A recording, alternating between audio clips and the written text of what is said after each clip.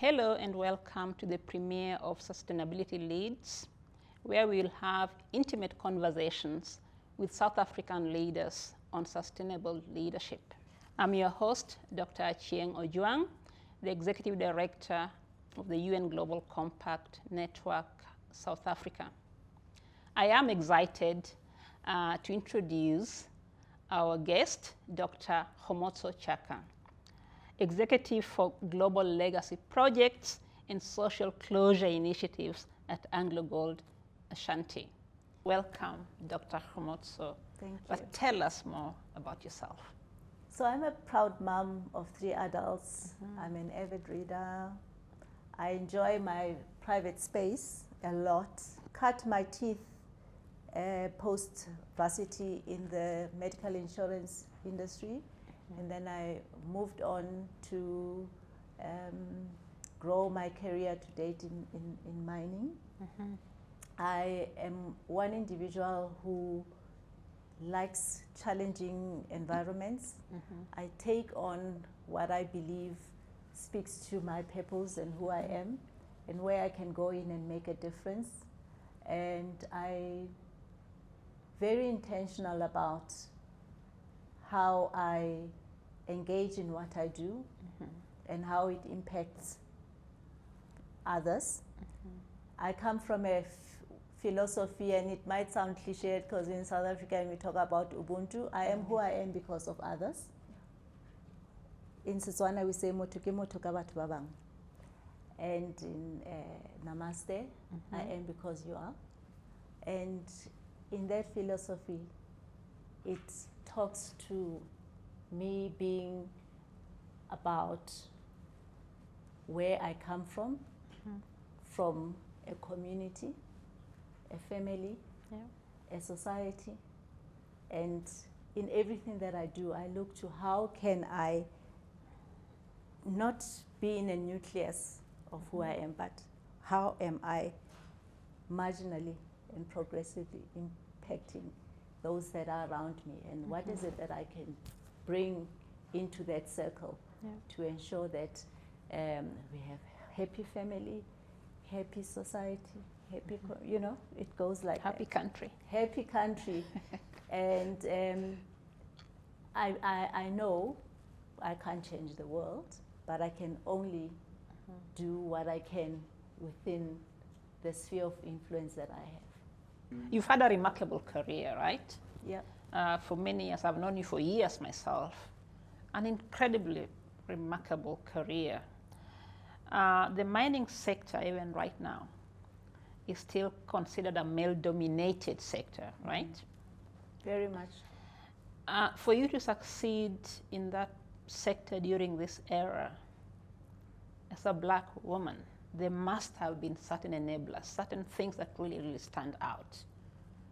What are those things that have enabled you to survive and to excel in the mining sector? Indeed, there has been.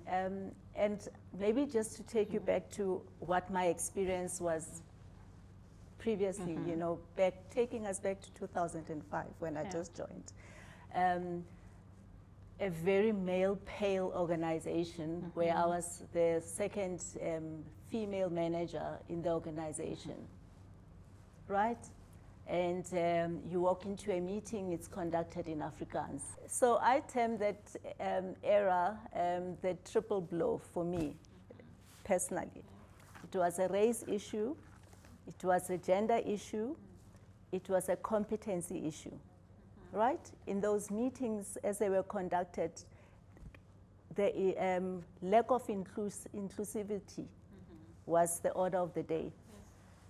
Because I'm not male, I don't belong.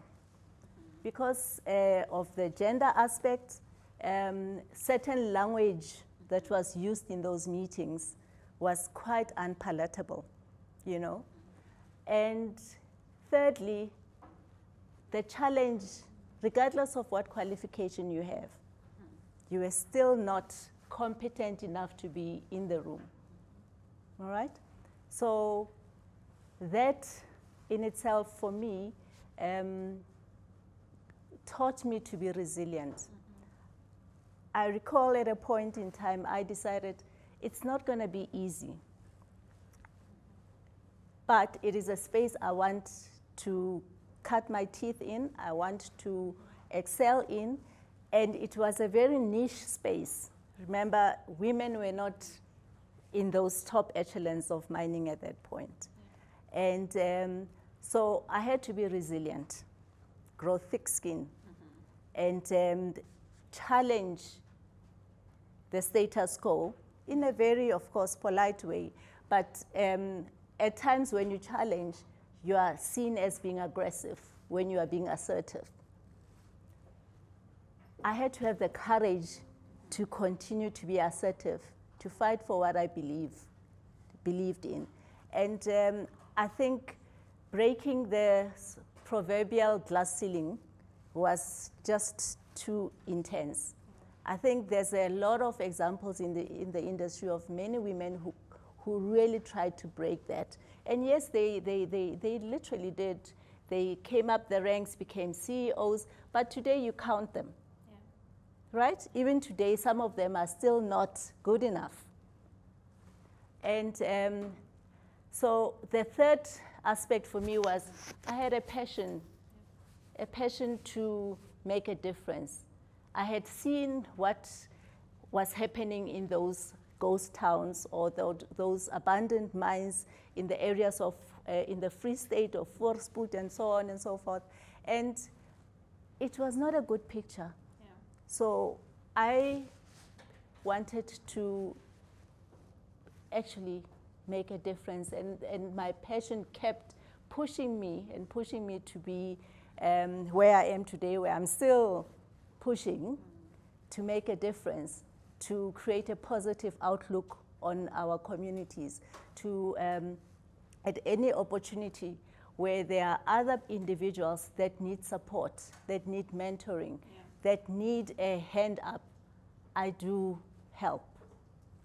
And I find in doing that, it's not only a benefit to me as an individual, it's for the greater good. Absolutely. And I believe that when one is blessed to be in a role in mining, in a role that impacts others, in a position that you are able to use the organization's resources to impact the lives of other individuals, then you should do your damnedest to do that.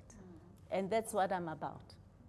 So we enter the era, sort of the intense era of sustainability, where there's heightened understanding, where the corporate sector is really rising up and looking at their strategies and understanding that the way we do business has to change. And I remember the triggers of 2007, 08 during the financial crash.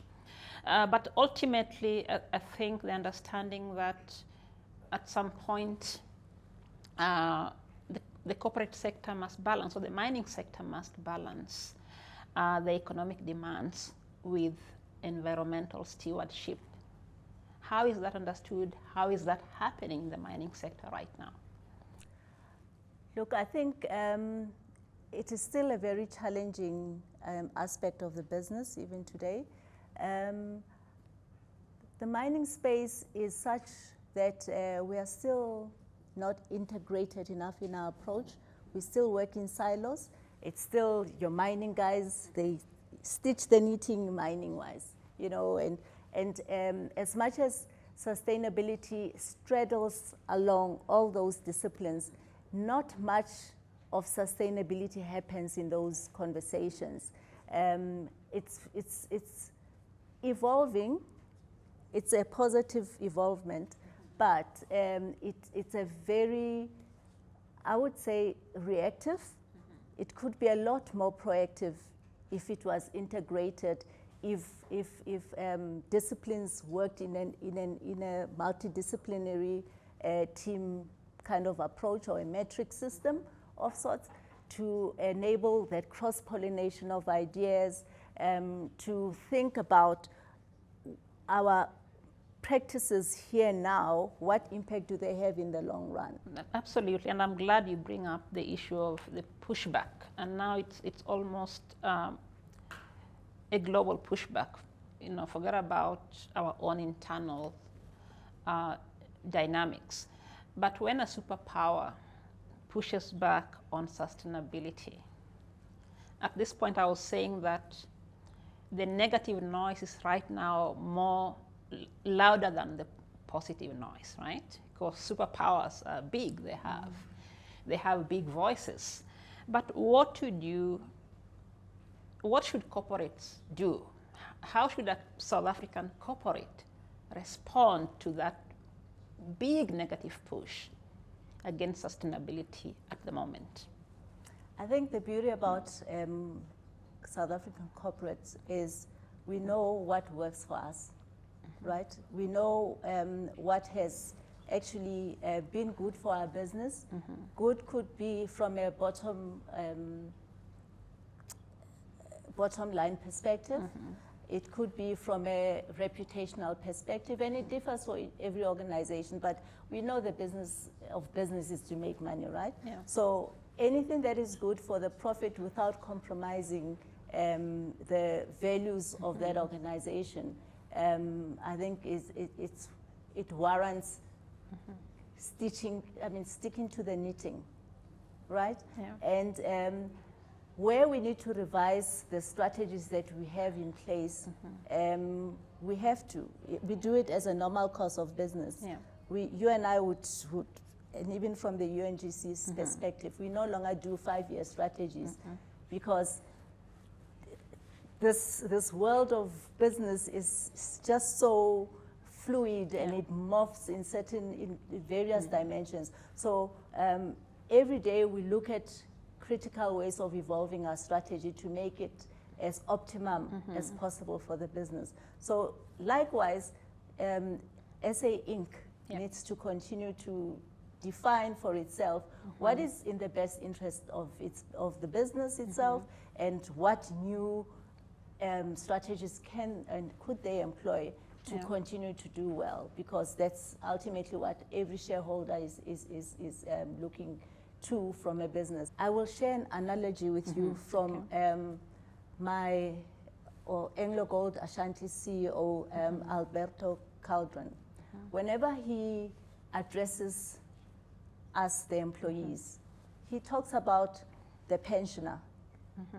The pensioner who's an investor in our organization and says, must think about our operational activities and what impact those activities have on the pensioner, the livelihood of this pensioner. Yeah.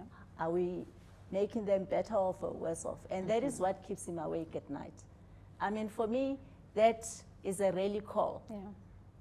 Every day I wake up and go to work, that pensioner is present and foremost in what it is that I do and how differently can I support the business on that particular day to add to the positive livelihood or outcome of that pensioner. So we have to be responsible. How can business leaders best prepare or respond to the ever-changing complexities and challenges around sustainability? Oh, that's a good question, Dr. Chiang. I think there needs to be an acknowledgement that business cannot operate in a vacuum. There's so many multidimensional aspects, as you say, challenges and complexities coming at business, geopolitical risks, Trump 2.0, it's like so topical, that leaders, for me, need to have the right EQ, and they have to exercise being mindful and really it's about intentional efforts. You have to be consciously wanting to do better and do different.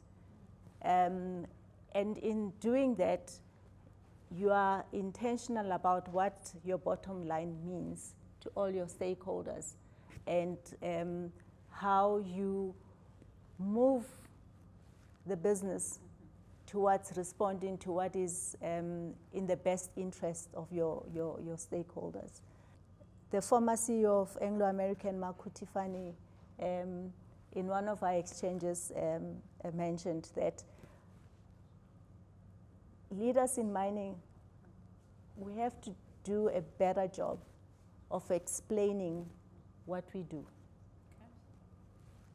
And I think for me that statement in itself speaks volumes. It says, as much as we are dealing with the complexities, we are leaving other people behind. They don't understand why certain practices need to happen in a particular way. What benefit is it to them? And hence, there's aspects of lack of trust in what we do as mining companies. There's aspects of challenges to our reputation as organizations, both internally and externally. And once we begin to create a common sort of understanding and communication around the value of mining and benefit to society, I think there'll be a greater appreciation of the work we're doing. As, I don't know if you know this, but everything around us here is mining. Okay. Explain a little. So every element, every object we have around us emanates from a process in mining, okay. Right? Yeah. We've got minerals in terms of your zinc, your aluminiums, your coppers, and we've got other mineral resources such as your gold, your coal, your platinum are used in creating products, yes, that we see around us here. So that's basically the essence of it. And once people get to understand that there's a critical essence in mining responsibly and in making sure that we take care of, like your environmental stewardship, as we mentioned earlier on, and we take care of the communities around where we operate. So innovation is pretty key in mining. Yeah. I think lately there's a lot of shift towards evolving technology. I think we are going to be challenged more and more where AI, artificial intelligence, comes into mining. Digital printing is also, making its headway.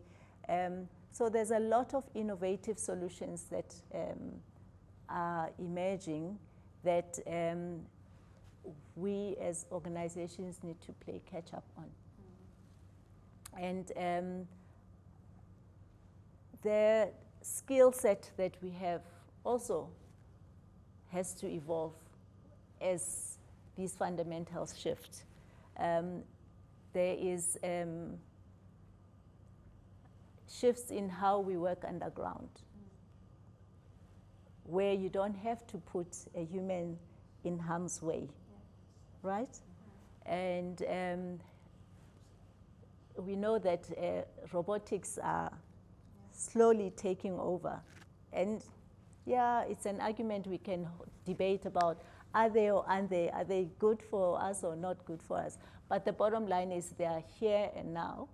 They can process a whole lot of things much quicker than we can.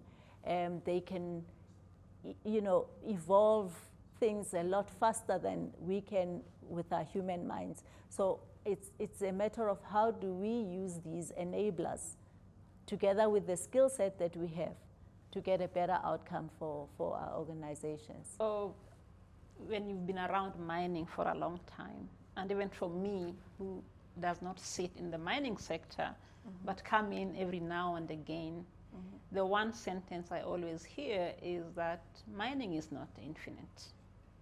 The minerals get finished. I think that's what it means, right? Minerals do get finished.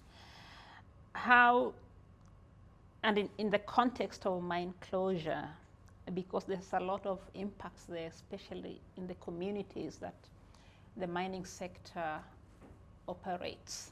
In the context of mine closure, how does the business respond or balance the economic and social consequences that emanate from mine closure? Indeed, Dr. Chieng,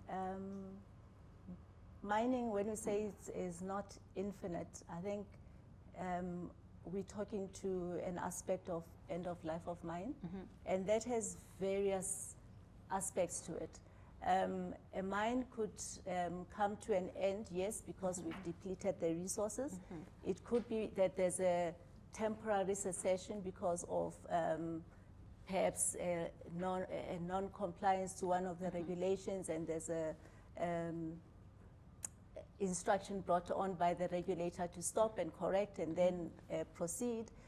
It could be an aspect of safety, because in most respects, the deeper you go into the belly of the earth, the more unstable the mine is. We have rockfalls and seismic activities that play a huge factor in whether you continue or not, because as a first value of mining, and most, if not all mines have that, it's about zero harm to your employees. We want to make sure that everybody that comes to work that morning goes home safely to their families.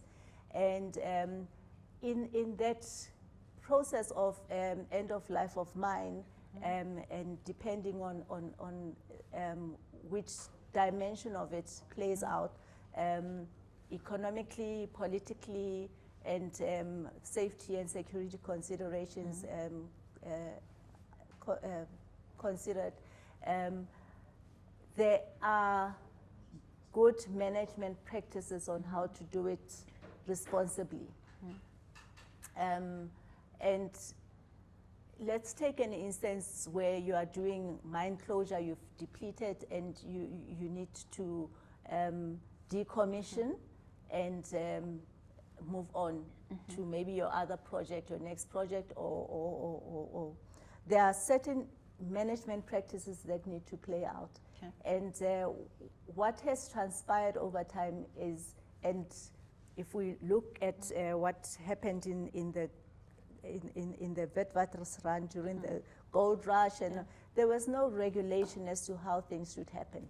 Recently, there has been an scenario in playing out in Stilfontein around the illegal miners and the practices that happened there, and how government had to deploy a lot of resources to get the illegal miners out of ground.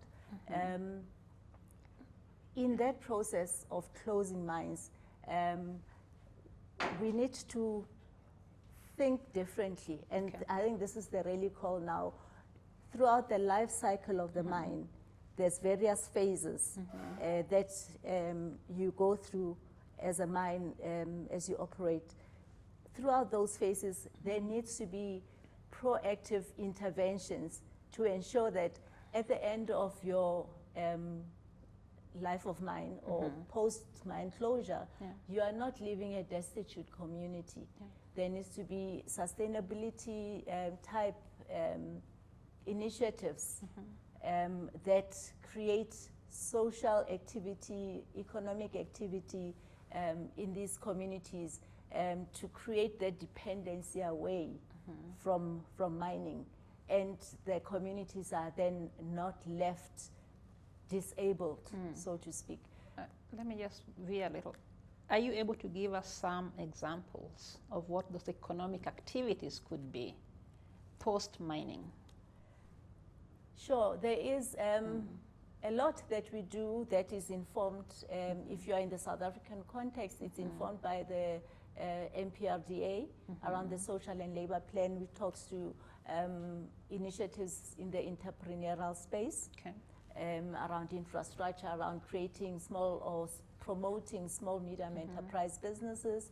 And lately, and if you were at the recent mining in Daba, there's still conversations happening around creating a circular economy around your operations, which talks to how you manage some of the aspects like waste management and how you can create other spin-offs from your day-to-day activity to ensure that there's economic activity that that evolves from some of your supply chain practices. It's still very much an area where mining companies are not embracing largely. And there's a number of views as to why that is so, right? Okay. And some of it is in our supply chain processes. We do have long-term contracts that are very difficult to break into small pockets to enable other players to come in, because it becomes disruptive. You'll get a whole lot of reasons why it works and why it doesn't work, and promotion of, in the spirit of the MPRDA and Social and Labor Plan, promoting women to come into your supply chain. There are certain work packages in your supply chain that could be lucrative enough to promote these small businesses. But it becomes a cumbersome process, seemingly, for some mining companies to take on and bring those to the fore.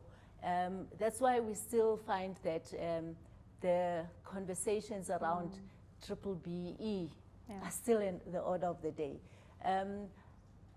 What other jurisdictions have embarked on, because like we play in a global space, we have other jurisdictions that saying we must localization. We want our own people being involved operationally. We want them involved in the supply chain. We want to, and it's somehow legislated as well. And creatively and innovatively, organizations then, you know, look for opportunities to enable that localization process to take place. And the more that becomes, this is the way we work, as opposed to being an instruction of you shall or you will, the easier it will become to ensure that communities are actually growing as the mine tapers off, and they become less dependent on the mine over time. And it's roles like I play in sustainability that enable and have to be the trigger. I don't know what's the right way. Have to be the catalyst. Yes, be the catalyst for this kind of activity to carry on. It just occurred to me as you were speaking, and my colleagues might want to ask the same. What happens to the land when the mine closes? That's a very interesting one, and I think you appreciate that there's a lot of land that mining companies have around the operations, and it was intentionally done so as a buffer between the mine and the community. It's a safety and security consideration. Way back, the practices of blasting underground were not as advanced as we have. We have very, very advanced technology, blasting technology right now, and that is being used, you know, that has less of an effect on communities in terms of cracked houses, in terms of, you know, now this morning as I was driving to the office, over the radio, they were saying in Centurion there's about 60 sinkholes that government is struggling to repair. And you would wonder, how did that come about? Remember the old mining practices, there's still a lot of empty holes underground that whenever rehabilitated appropriately, it's later on, you know, that the new environmental laws came on and are now compelling companies to actually rehabilitate properly. But coming to the land issue, there's initiatives that can be employed where unused land is rehabilitated and to a point where it can be used for agriculture and then donated back to governments or to communities for some of these sustainability initiatives. And it's something that mines more so now are doing proactively because the more vast lands that you have, the greater the cost from a safety and security perspective. And if you are not having that land, which is more your real estate, actually adding to your bottom line, why are you holding on to it? Absolutely. I mean, today there's renewables initiatives. You can have that land be converted into a solar farm. Yeah. Okay. Right?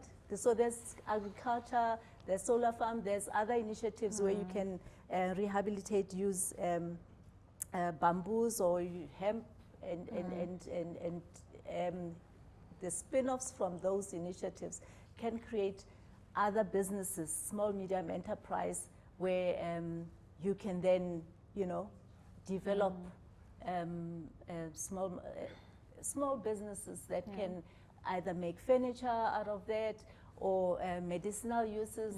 There's a whole lot of, it's just organizations need to think innovatively. Absolutely. And like I said, there's pockets of excellence. You don't have to